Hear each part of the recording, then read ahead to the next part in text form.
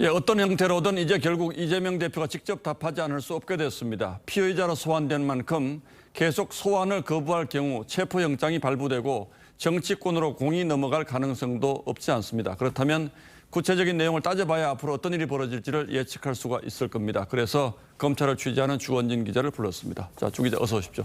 자, 검찰이 이재명 대표 소환을 서둘렀다는 느낌이 저는 드는데 취재 기자 입장에서 보면 어떻습니까? 네, 일단 처리할 수 있는 사건은 연내에 빠르게 처리하자는 검찰 지도부의 의중이 담겼다는 얘기가 법조계 안팎에서는 나옵니다. 예. 이 대표가 조사를 받는 성남FC 후원금 사건은 2018년 경찰이 수사에 착수한 이후 4년 넘게 결론이 나오지 않고 있는데요. 대장동 특혜 사건이나 쌍방울 사건 역시 지난 정권에서 수년간 수사가 지지부진했습니다.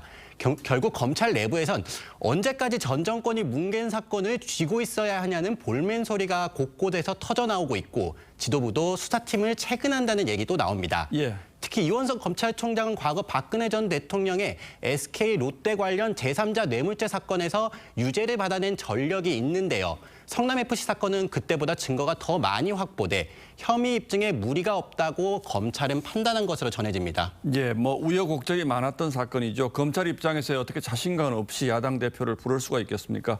결국 기업들이 후원한 160억 이 돈이 문제인데 이 대표 측은 이게 광고비 받은 것 아무 문제 없다 이렇게 주장하고 있지 않습니까? 네, 이 대표의 주장과 달리 검찰의 시각은 명확합니다. 검찰은 이 대표가 광고비를 가장해서 160억 원을 제3자 뇌물로 받았다는 입장입니다. 예. 이 대표가 기업들의 청탁과 민원을 해결해주고 그 대가로 제3자인 성남FC를 통해 후원금을 받아 자신의 정치적 치적을 쌓는데 후원금을 유용했다고 본 겁니다. 검찰은 당시 성남시가 기업들로부터 기부 체납 등 방식을 통해 지원금을 받고 시의회 의결 등 절차를 걸쳐 예산을 정상적으로 집행하는 방법이 있었음에도 굳이 주식회사 법인인 성남FC를 통해 후원금을 받은 것을 보면 후원금을 받은 것을 봤을 경우에는 이게 제3자 뇌물에 해당할 수 있다고 판단하고 있습니다. 예. 자, 이게 검찰 입장에서는 뭐 이게 뇌물에 해당한다 이렇게 보지만 그러나 어쨌든 이재명 대표 계좌로 돈이 들어온 건 아니기 때문에 앞으로 치열한 법리 다툼이 있을 것으로 보고요. 그런데 당장 이 대표가 소환에 응하지 않으면 어떻게 됩니까? 네, 검찰은 이 대표를 이미 피의자로 입건한 만큼 소환 일정을 서로 조율하기보다는 그냥 소환을 통보하는 전공법을 택했습니다.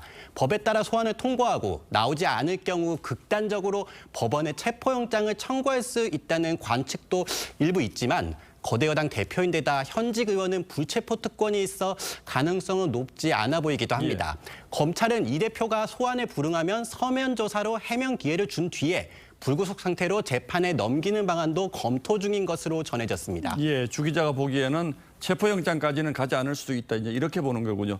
자, 이것 말고 다른 사건들도 지금 많은데 수사가 얼마나 진행됐습니까? 네, 먼저 대장동 사건의 경우에는 검찰은 이 대표의 최측근인 김용 정진상을 공소장에 이들이 수억 원의 금품을 받을 수 있는 배경엔 예. 성남시장과 경기지사였던 이 대표의 권한 덕분이라고 명시해뒀습니다.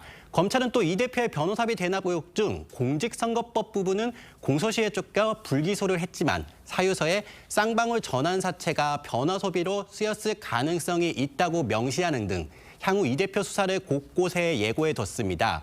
결국 이들 사건 수사팀 역시 혐의 보강이 마무리되면 이 대표에게 정식 소환을 통보할 것으로 보입니다. 예, 이 대표가 검찰 소환에 응하든 안 하든 진짜 싸움은 지금부터라고 봐야겠군요. 예, 주 기자 잘 들었습니다.